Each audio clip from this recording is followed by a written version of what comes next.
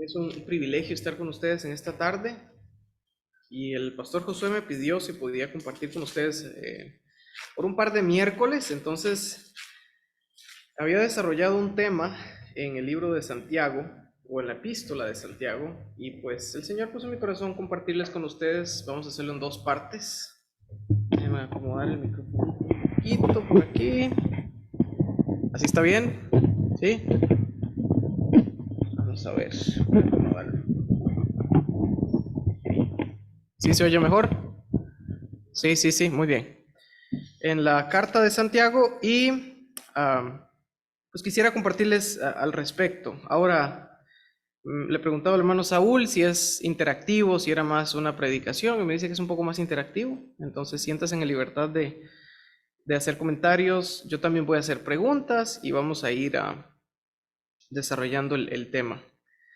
Santiago capítulo 1, vamos a ver versículos del 1 al 18. No sé si lo vamos a ver todo hoy, si nos va a dar chance, pero vamos a intentarlo. Entonces, vamos a leerlo. Yo lo voy a leer para ustedes. Síganlo con su vista, Santiago 1 del 1 al 18.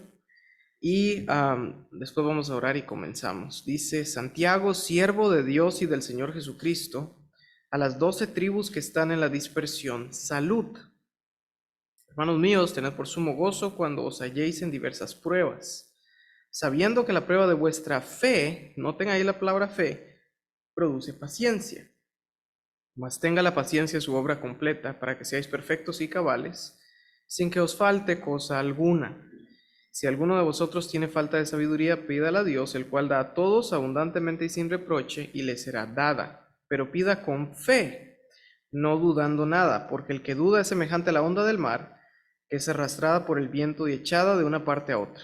No piense, pues, quien tal haga, que recibirá cosa alguna del Señor. El hombre de doble ánimo es inconstante en todos sus caminos. El hermano que es de humilde condición, gloríese en su exaltación, pero el que es rico en su humillación, porque pasará como la flor de la hierba. Porque cuando sale el sol con calor abrasador, la hierba se seca, su flor se cae y perece su hermosa apariencia. Así también se marchitará el rico en todas sus empresas. Bienaventurado el varón que soporta la tentación, porque cuando haya resistido la prueba, recibirá la corona de vida que Dios ha prometido a los que le aman.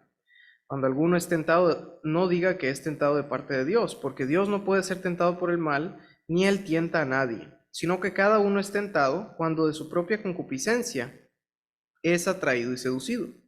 Entonces la concupiscencia, después que ha concebido, da a luz el pecado, y el pecado, siendo consumado, da a luz la muerte. Amados hermanos míos, no erréis.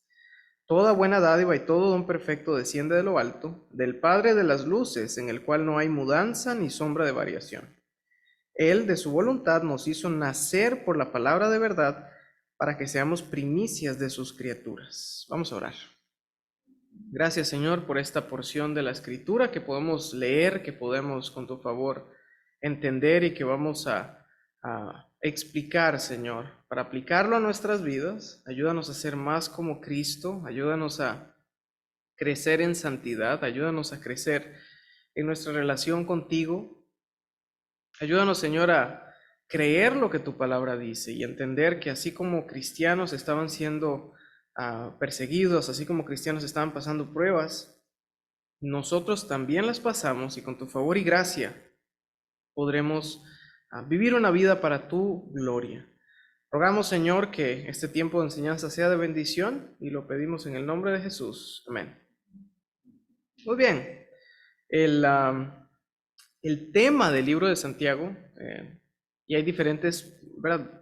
Estudiosos de la Biblia le han dado diferentes temas al libro de Santiago. Yo quisiera compartirles el que considero que es el tema del libro de Santiago, y este es: una fe viva es demostrada a través de las obras. Una fe viva es demostrada a través de las obras.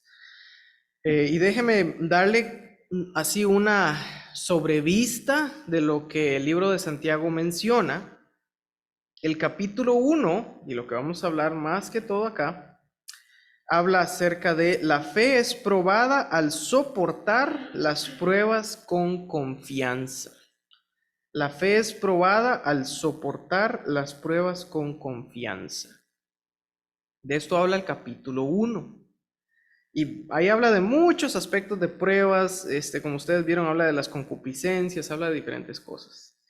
El capítulo 2, siendo el tema, el gran tema del libro de Santiago, la fe viva es demostrada a través de las obras, el capítulo 2 creo que está hablando acerca de la fe, se demuestra al servir a otros. La fe se demuestra al servir a otros.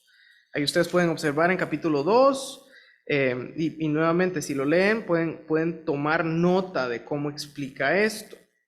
El capítulo 3 habla de la fe es ejemplificada, o un ejemplo de fe, lo vemos al ejercer autocontrol. Y la explicación muy clara que da ahí es la lengua. ¿Se acuerdan cómo dice la lengua que enciende un fuego? Habla acerca de la boca que no puede echar agua dulce y amarga. Entonces la fe viva demostrada a través de las obras, al pasar pruebas con confianza, al servir a otros, al ejercer autocontrol. El capítulo 4, estoy convencido que habla de la fe, que nuestra fe es atacada en un mundo impío. La fe es atacada en un mundo impío. Pueden echarle un ojo al capítulo 4. Y el capítulo 5, creo que está hablando de que la fe es manifestada a través de paciencia y oración. Entonces, ¿por qué estoy yendo a este punto? Hermanos, la palabra fe en el libro de Santiago aparece 16 veces. Es un libro muy chiquito, una carta muy pequeña, y la palabra fe aparece muchas veces. Hubo personas en el pasado y aún en el presente que piensan que la carta de Santiago de alguna manera está en contraste o está en oposición a la carta de Romanos, que habla de justificación por fe. Algunos dicen, mire, Santiago dice que somos salvos por obras. Hermanos, no dice eso. Y es más, habla mucho de la fe, habla 16 veces de la fe en una carta tan chiquita. Pero, nuevamente estoy bien convencido que Santiago está tratando de demostrar que una fe viva se demuestra a través de las obras, de diferentes maneras. Y lo que vamos a estudiar hoy es que la fe es probada al soportar las pruebas con confianza. La fe es probada al soportar las pruebas con confianza. Y vamos a empezar el estudio. ¿Cómo es que la fe es probada al soportar las pruebas con confianza? Bueno, primeramente, al entender el genuino gozo y la verdadera paciencia. Al entender el genuino gozo y la verdadera paciencia. Note lo que dice los versículos 2 al 4. Dice, hermanos míos, y a quienes está escrito el libro de Santiago, la carta de Santiago, de acuerdo al versículo 1. ¿Qué pueden ver ustedes? ¿Perdón? A creyentes, pero muy particularmente, ¿a qué creyentes? Dice el versículo 1.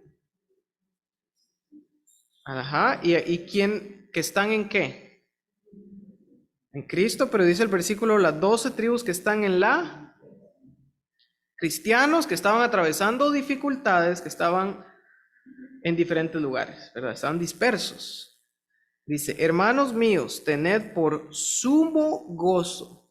¿Verdad? Me encantan esas palabritas descriptivas. No tengan por gozo, tengan por sumo gozo cuando os halléis en diversas pruebas.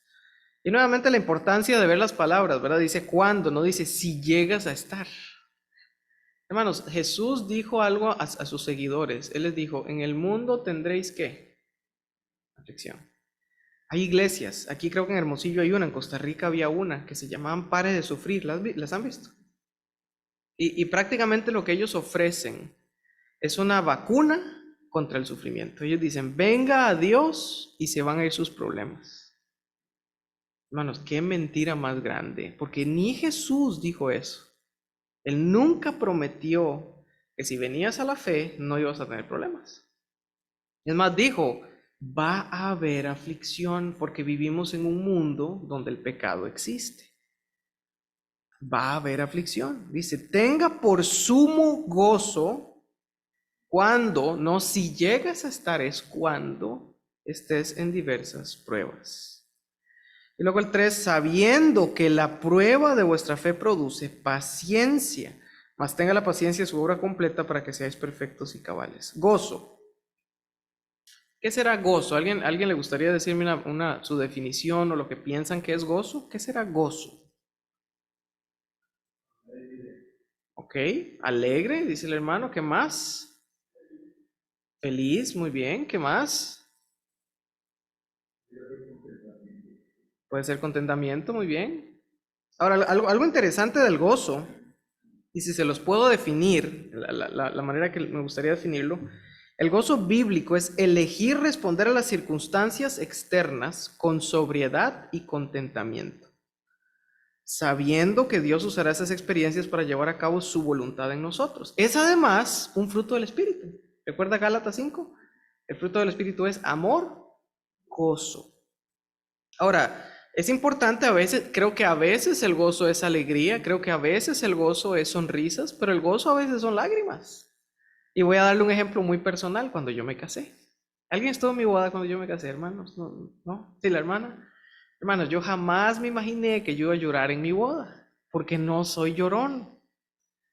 Y cuando estaba ahí de pie en Emanuel esperando que llegara y escucho la música del piano, hermanos, mi esposa entró por la puerta y yo me solté. Y no podía parar, estaba llore que llore, tuvieron que traerme un pañuelo. Mis lágrimas no eran de tristeza, eran lágrimas de gozo. Entonces sí, el gozo puede ser alegría y sonrisas. A veces nos gozamos en medio de una boda, un niño nace, ¿verdad? Y la madre llora de gozo. A veces vemos situaciones difíciles, ¿verdad? Una familia que está en necesidad y están afianzados en el Señor y orando y diciéndole, Dios, gracias, en gran necesidad. Gozo entonces es sobriedad y contentamiento al responder a circunstancias externas. ¿Y por qué creo que es importante entender eso? Porque en la vida cristiana no siempre vamos a estar sonriendo. No siempre. Hermanos, van a haber momentos de luto, van a haber momentos de dolor, van a haber momentos de dificultad, pero no son las circunstancias externas las que definen nuestro gozo. Voy a repetir eso. No son las circunstancias externas las que definen nuestro gozo. Si nuestro gozo fuera dependiente de las circunstancias externas, entonces, ¿qué tendría que pasar con las circunstancias externas? ¿Qué tendría que pasar con las circunstancias? Que siempre fueran buenas y no siempre son buenas. Ustedes y yo no podemos controlar las circunstancias, pero sí podemos responder bíblicamente a las circunstancias. Y podemos tener, hay una canción muy hermosa que dice gozo envuelto en luto, ¿verdad? Hablando del nacimiento de Cristo. Podemos tener gozo aún en medio del dolor. Podemos tener gozo y decir, Señor, tengo contentamiento y sobriedad aún en este momento de dificultad. Creo que un ejemplo muy claro de gozo bíblico en medio de las dificultades es el apóstol Pablo con su acompañante Silas, ¿se acuerdan? En la cárcel de Filipos. Una circunstancia no deseable, encarcelamiento y aún o restringimiento físico, estaban en un cepo. ¿Pero qué estaban haciendo Pablo y Silas? Cantando, gozosos. Entonces, bien claro, dice, deben tener por sumo gozo cuando os halléis en diversas pruebas. Entonces, ¿a qué voy con esto, hermanos? Es importante entenderlo nosotros hoy también. Hace 2000 años, Pablo le recuerda a los cristianos que andan en dispersión, hermanos, cristianos que estaban viviendo fuera de su lugar de origen. Le dice, considérenlo gozo cuando estén siendo perseguidos. Y ellos dicen, ¿cómo gozo? Si puedes reaccionar con contentamiento ante las circunstancias difíciles, sabiendo que Dios va a usar esas experiencias para su gloria y mi bien. Entonces podemos reaccionar con gozo. Y bueno, el siguiente punto ahí era paciencia. ¿Alguien le gustaría decir qué es paciencia? ¿Qué será paciencia? Muy bien. Muy bien, esperar lo que Dios va a hacer. ¿Qué más? ¿Qué más será paciencia? Ujú. Muy bien, tener una buena actitud mientras espera. ¿Qué más? Sigamos construyendo. ¿Qué será esto de paciencia? Ujú, ujú, sí. Ujú. Sí, muy bien, todo eso lo incluye, soportar. Quisiera decirles y construyéndolo con ustedes. La paciencia en la Biblia implica tolerancia, resistencia, capacidad de soportar y autocontrol. Paciencia. Es la capacidad de soportar las pruebas de esta vida esperando la voluntad de Dios y no solamente esperar por obligación o necesidad. Hay gente que es mundanamente hablando es muy paciente. Está el sorteo de la Unison. ¿Ya pasó o no pasó? Ya pasó. ¿Verdad? De repente ustedes se topan a alguien y le dicen que yo soy muy paciente. Tengo 10 años de jugar. Soy muy paciente. Ya caerá. No, eso no es la paciencia bíblica, ¿verdad? O una persona que va a la tienda y hace cola o en Costco, ¿verdad? Que son filas interminables. Es que yo soy muy paciente, no estamos hablando de paciencia de esperar nomás. Es soportar las pruebas con una buena actitud, esperando que Dios actúe en su voluntad y no solamente hacerlo por necesidad. Es también un fruto del Espíritu: amor, gozo, paz, paciencia, ¿verdad? Entonces vemos aquí, recuerden el versículo 4 dice, sabiendo que la prueba de vuestra fe produce paciencia, mas tenga la paciencia su obra completa para que seáis perfectos y cabales. Estoy bien convencido, hermanos, que una de las mejores formas que aprendemos paciencia es a través de pruebas, ¿verdad? Y hay personas que dicen cosas como, ay, Dios mío, dame paciencia. Bueno, creo que es una forma muy interesante de decirle, Dios mío, mándame pruebas para aprender paciencia. Am, los niños, ¿verdad? ¿Cómo puede aprender un niño chiquito paciencia si no es a través de haciéndolo esperar? El niño viene, mamá, cómprame esto en la tienda, y la mamá le dice, ahorita no puedo. Y si la mamá cada vez que el niño le pide, le da, ese niño no va a ser paciente, no va a aprender paciencia. La forma que aprenda paciencia es haciéndolo esperar y haciéndolo esperar con una buena actitud.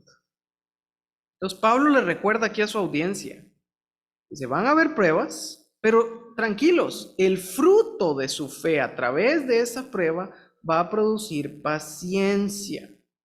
Y es algo maravilloso que podemos ver. Muy bien, entonces paro ahí por ahora. Dice, la fe es probada al soportar las pruebas con confianza, entendiendo qué es el genuino gozo y la verdadera paciencia.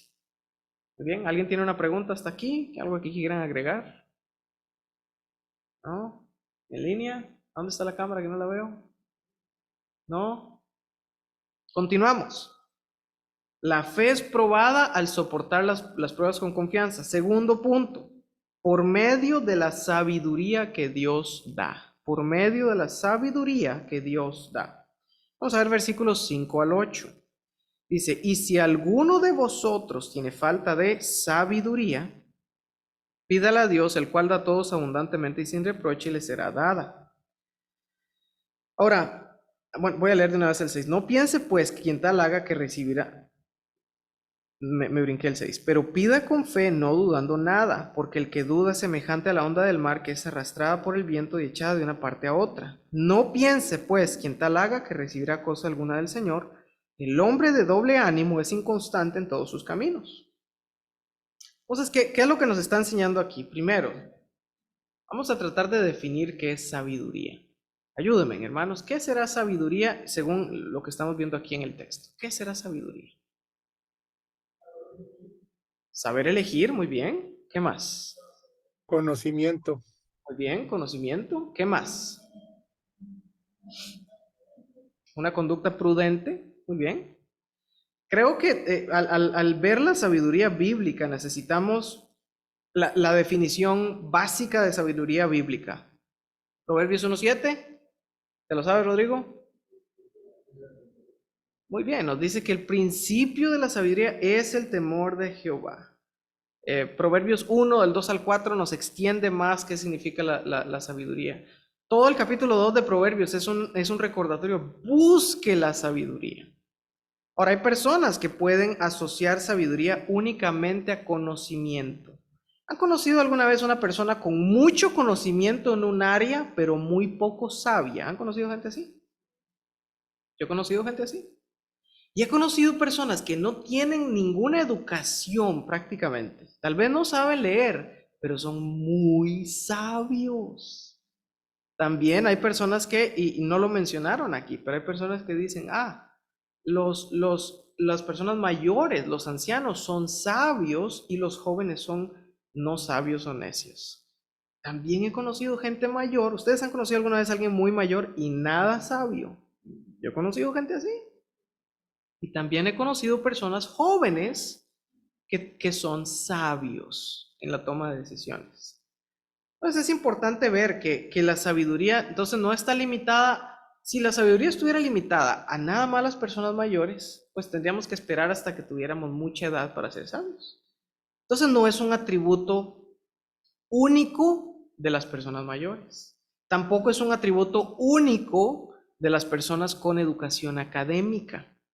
Entonces, ¿cómo podemos obtener esta sabiduría? Bueno, ampliando la definición, es la aptitud adecuada para vivir una vida piadosa como Dios quiere que la vivamos. Es la aptitud adecuada para vivir una vida piadosa como Dios quiere que la vivamos. Hermanos, somos sabios no al tener grados académicos. Somos sabios al vivir una vida en obediencia al Señor y su palabra. Eso es sabiduría. Algo que tenemos que recordar y me pasa a menudo, es que las personas, ¿verdad?, quieren, y está bien, a mí me gusta estudiar, está bien el estudio, pero cuando lleguemos al cielo, y estudiantes del IPE, ¿verdad?, no quiero quitarles el impulso a estudiar, pero cuando lleguemos al cielo, el Señor Jesús no va a venir y le va a dar la mano y va a decir, ¡felicidades! Fuiste el más alto de tu clase, felicidades, sacaste A en todas las materias. Ni vamos a llegar al cielo y me va a decir, hermano Iván, máster, felicidades. No.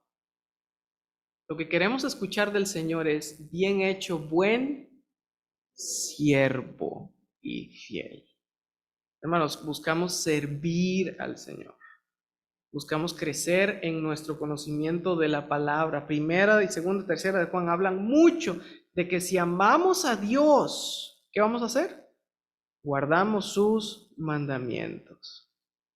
El que dice que le ama y no guarda sus mandamientos es un mentiroso. Amamos a Dios.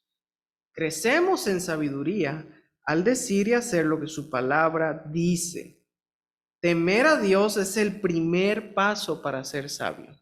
¿Por qué también esto es importante, hermanos? Porque una persona no creyente no cabe en la definición de sabiduría bíblica. Porque el principio de la verdadera sabiduría es ¿qué? El temor de Jehová. Entonces, quien no es salvo no entiende y no puede temer a Jehová de la manera que nosotros los creyentes amamos y tememos al Señor. Entonces, todos esos astrofísicos famosos, los escritores de libros, pueden ser personas muy académicamente inteligentes, ¿estamos de acuerdo? Pero no caben en la definición de sabiduría bíblica. Mientras que el campesino, aquella persona ya en la tribu, metida en las montañas de quién sabe dónde, que ha sido salva, ama al Señor y está creciendo en su palabra, es más sabio que esos famosos escritores astrofísicos que no conocen a Dios. Entonces decimos que el primer paso para ser sabio es temer al Señor. Para tomar decisiones ocupamos la sabiduría de la palabra y como resultados andaremos tranquilos. Déjenme leerle lo que dice Proverbios capítulo 3, así brevemente, para que vean cómo es que el sabio puede andar tranquilo. Proverbios capítulo 3, versículo 21 dice, y con su ciencia los... Hijo mío, no se aparten estas cosas de tus ojos, guarda la ley y el consejo, y serán vida tu alma y gracia tu cuello. Entonces andarás por tu camino confiadamente, y tu pie no tropezará.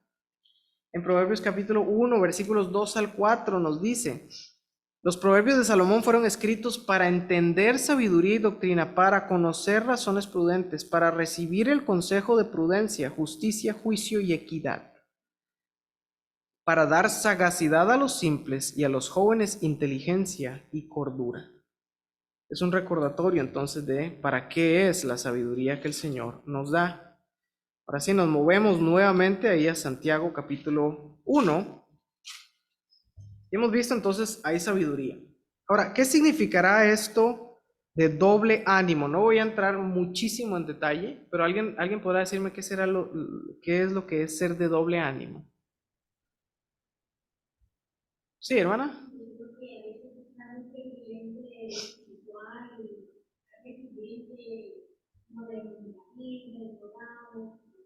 Ujú. Ok, muy bien, porque no estamos siendo sabios, dice la hermana. ¿Qué más? ¿Qué más será esto? Ujú. Pensamientos diferentes. Literalmente, en el idioma original significa de doble alma. Y no es que tenga doble alma, sino una persona que es indecisa y dudosa. Y ahora, vean cómo continúa aquí el versículo. Dice, el hombre de doble ánimo es inconstante en todos sus caminos. Y ahora habla a partir del versículo 9 al 11. Entonces hemos visto, la fe es probada al soportar las pruebas con confianza, entendiendo el genuino gozo y la paciencia por medio de la sabiduría que Dios da y con una perspectiva adecuada. Versículo 9 al 11. El hermano que es de humilde condición, gloríense en su exaltación, pero el que es rico en su humillación, porque él pasará como la flor de la hierba, y ahí continúa describiendo. Algo que quiero animar, hermanos. Pensé que el hermano iba a decir algo. Algo que quiero animarles es a ver aquí. Sí, Sí, quiero hermano, va a decir, decir algo. sí, quiero decir algo. Pastor, por ejemplo, muchas personas no conocen a Dios, pero para poderle conocer, dice también la Escritura, dice en Jeremías 9:24, mas alabes el que en esto, el que se ha de alabar, en entenderme y conocerme, que yo soy Jehová, que hago misericordia, juicio y justicia en la tierra, porque estas cosas quiero. Y muchas personas como no conocen, entonces ni pueden entender a Dios porque no van a su palabra. Entonces no hay temor de Dios en ellos. Entonces, para poder tener temor de Dios, necesitamos entender lo que Dios dice y hace. Y solamente así podremos conocer el temor a Dios. Sí.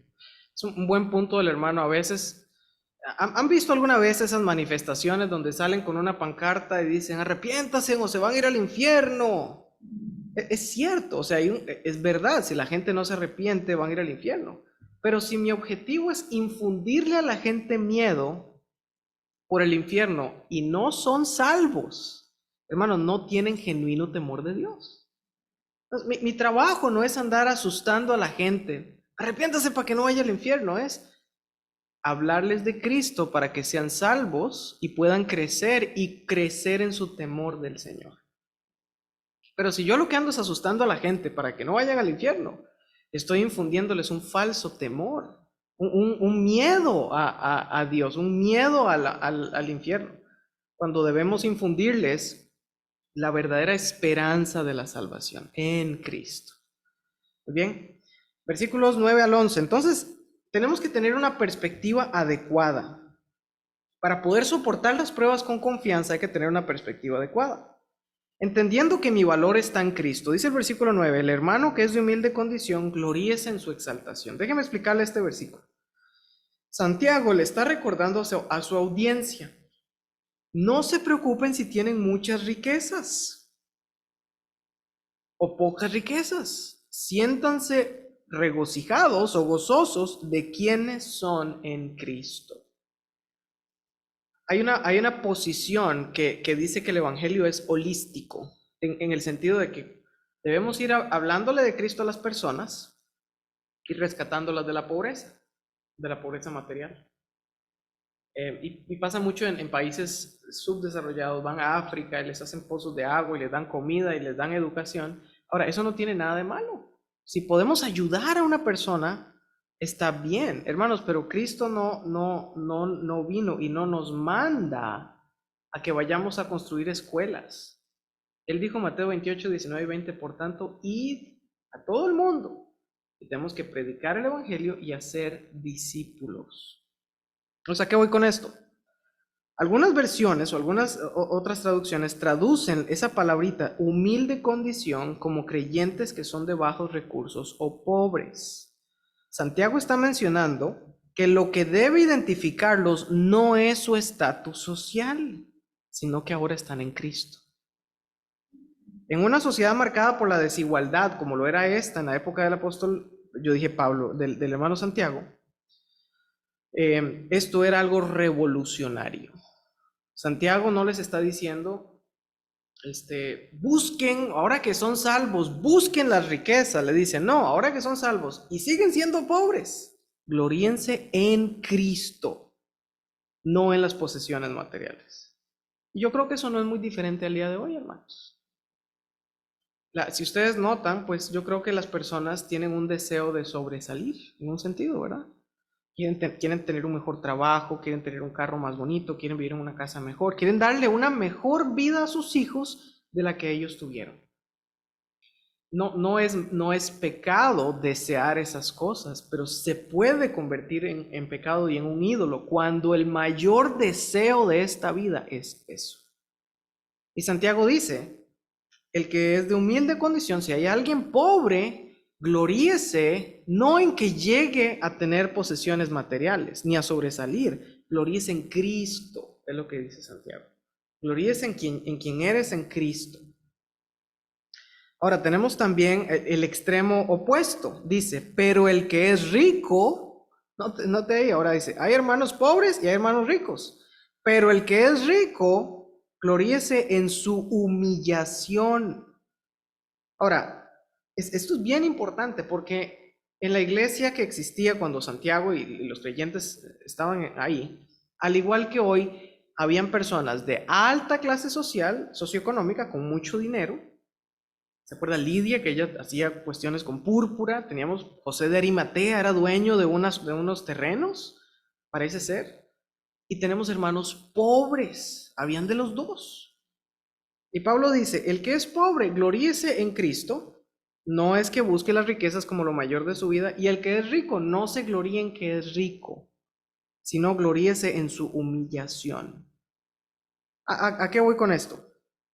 Entonces Santiago no está diciendo que es pecado ser rico. No es pecado, ni que los ricos no pueden ser cristianos. Se asume en el texto que van a haber cristianos adinerados.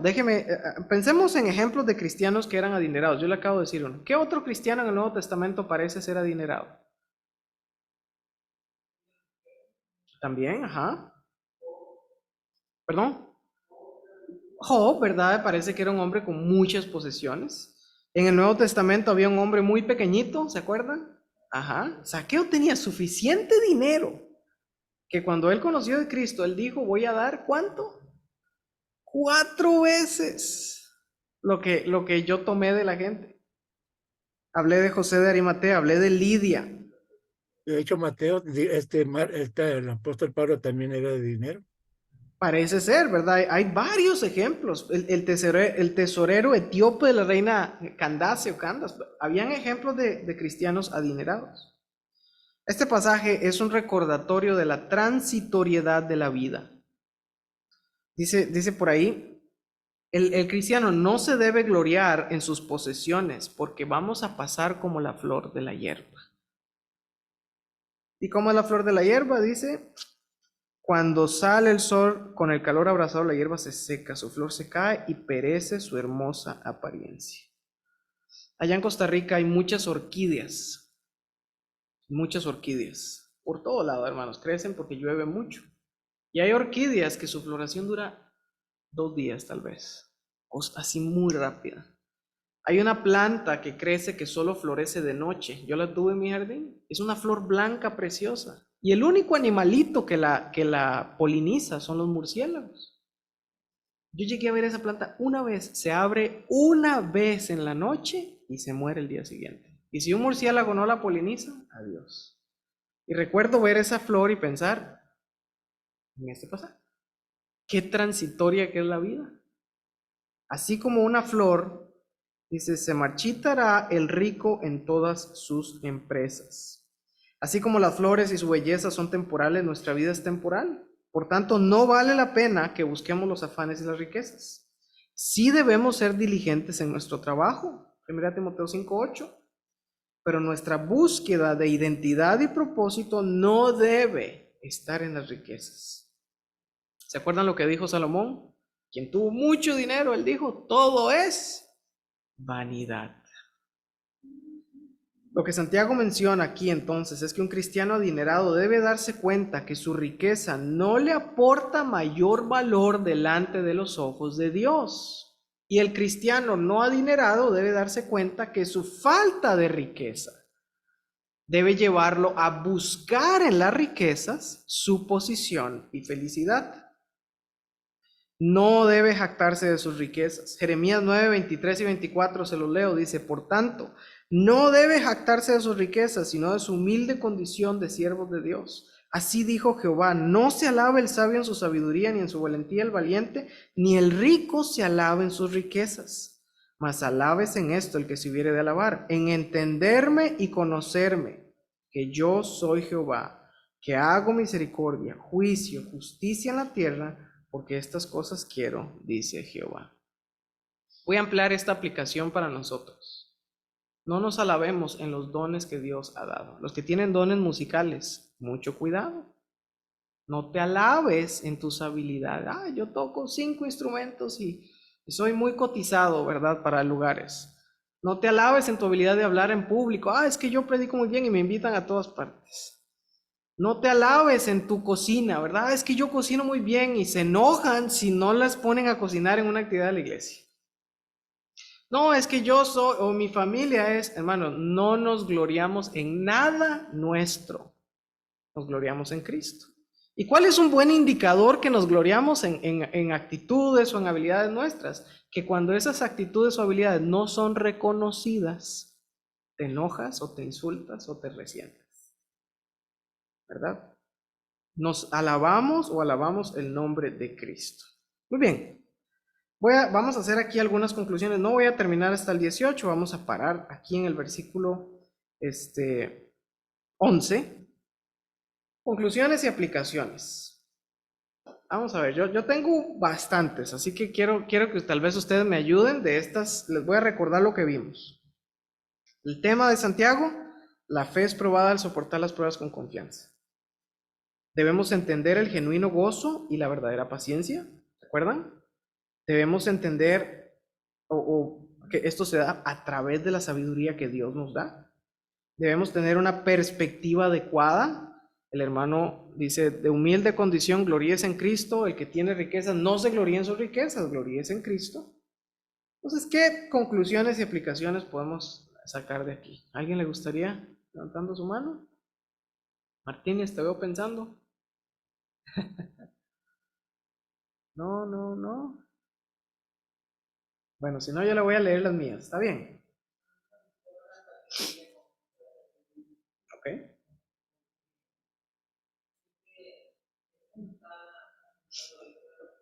Ujú. Correcto.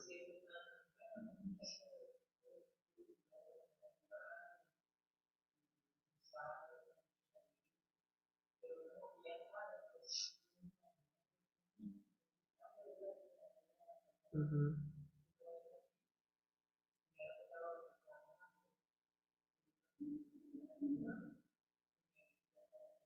Muy bien. Correcto. Muy bien. Hermana. Sí. Sí.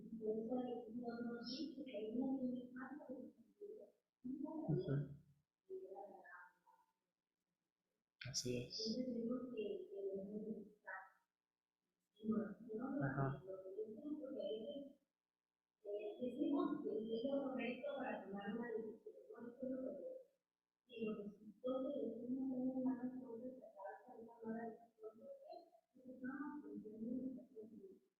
Correcto. Ujú. De acuerdo. Ujú. Ujú. Sí. Y que ni la habíamos pedido, tal vez, ¿verdad?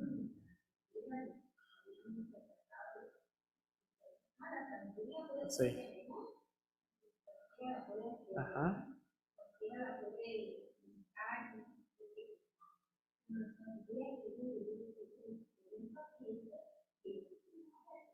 Ujú. Muy bien. Y con gozo. Muy bien. Hermano. En el humanismo, cuando el hombre trata de quitar muchos conceptos y tomar en cuenta de Dios, ¿verdad? Hay también, vamos a decir que también hay sabiduría, porque sí hay conceptos bastante interesantes. Ahorita yo me puedo acordar de los conceptos que dice que rico no es el que le sobra, sino el que no tiene. Pero si yo me voy tratando muchos aspectos de este tipo, si no nos damos cuenta de que en estos tiempos tenemos que no estar considerando. Y Dios cuando tiene un hijo, muchas ocasiones que no entendemos, que no estamos tratando de que Él está tratando de entender, o no llegamos a lo que tenemos que llegar justamente porque Dios está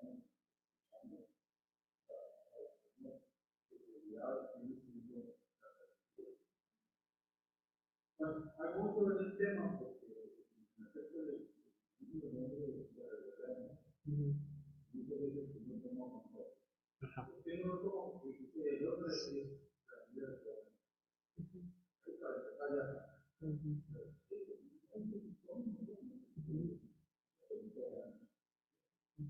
y los aspectos de la motivación, porque en realidad está dejando la motivación. Ya dejando el resultado, ya no lo entiende. Entonces será. Muy importante lo que el hermano dice, ya le doy la palabra al hermano Cruz, porque el mundo nos dice en pensamiento humanista, hay algo muy de moda que está ahorita que se llama pensamientos positivos, y suena bien, pero la respuesta está en ti. Tú puedes encontrar la solución y eso no puede estar más lejos de la palabra de Dios. La Biblia dice, nosotros no podemos solo, necesitamos de Dios, dependemos de Dios, no somos independientes, es contrario. Y eso puede ser otra conversación en otro día, pero el mismo concepto de autoestima, de ámate a ti mismo, es contrario a lo que la palabra de Dios dice. Hermano, la Biblia nunca nos llama a amarnos a nosotros mismos, asume que ya nos amamos mucho, nos llama a amar a los demás y amar a Dios primero y a tu prójimo, ¿verdad? Como a ti mismo, porque ya asume que te amas. Entonces, muy, muy valioso el comentario. Gracias, hermano. Hermano Cruz. La sabiduría es saber que vamos a tener una vida eterna. Toda la riqueza está esperando a nosotros en el Señor. Una vida a la sombra de la cruz, ¿verdad? Muy bien. Voy a leerles algunas de mis conclusiones para ver desde el inicio, hablando de pruebas. Podemos ver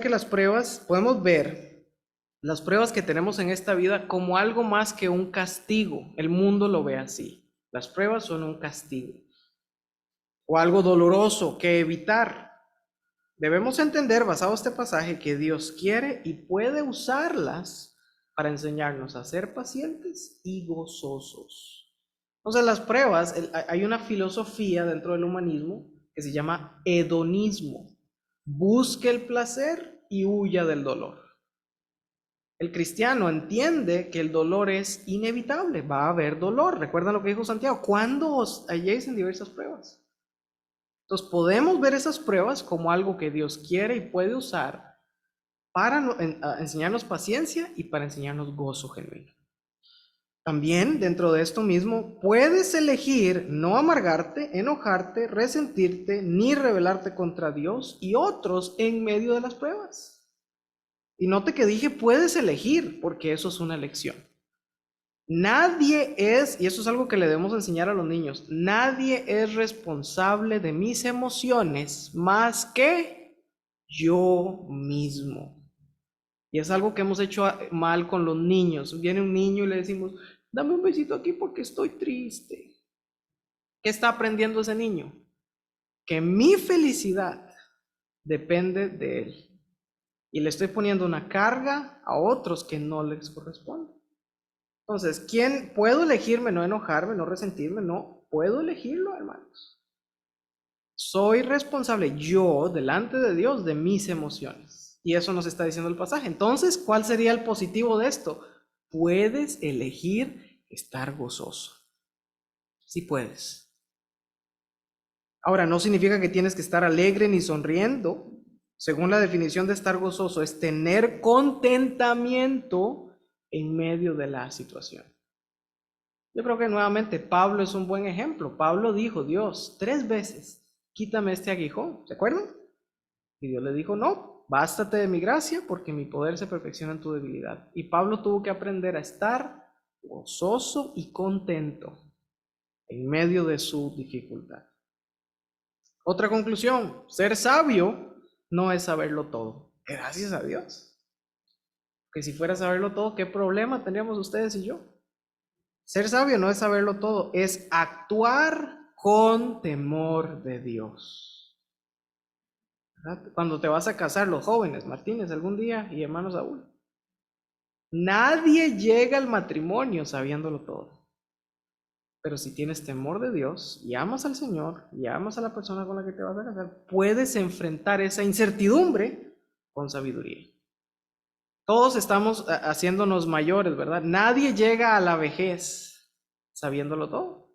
Hay retos, pero puedes llegar a esa etapa sabiendo que el Señor está en control, que Él da gracia y podemos actuar con temor de Dios aún en esa etapa de vida. Ahora, el otro punto, Dios quiere que le pidamos sabiduría. Él dice que si alguien está falto, que la pida y Él la da. Su palabra lo promete siempre y cuando se haga con una condición. ¿Cómo tiene que hacerlo? Con fe. Si eres un hijo de Dios, tu verdadero valor, tu verdadera riqueza se encuentra en la persona de Jesucristo. Y esto es maravilloso para los que no tenemos mucho. ¿Verdad? Mi valor no se encuentra en mi apellido. Mi valor no se encuentra en que mis papás son... No. Mi valor se encuentra en Cristo. Ese es mi verdadero valor. El cristiano, entonces, que es de bajos recursos, no debe sentirse menos por su solvencia económica. Puede estar satisfecho en Cristo. Y el cristiano que es adinerado no debe sentirse mal por tener solvencia económica, ni superior tampoco. Debe ser humilde y entender que sus posesiones en ninguna forma se comparan a quién es y qué tiene en Cristo. Y por último, la pobreza o las riquezas pueden alejarnos de Dios, llevarnos al egoísmo o la amargura. Entonces, ¿qué tenemos que hacer? Buscar la sabiduría de Dios intencionalmente todos los días y regocijarnos en quienes somos en Cristo. ¿Muy bien? Aquí vamos a terminar nuestro pequeñito estudio de este precioso pasaje. Voy a orar y le entrego el tiempo a mi hermano Saúl.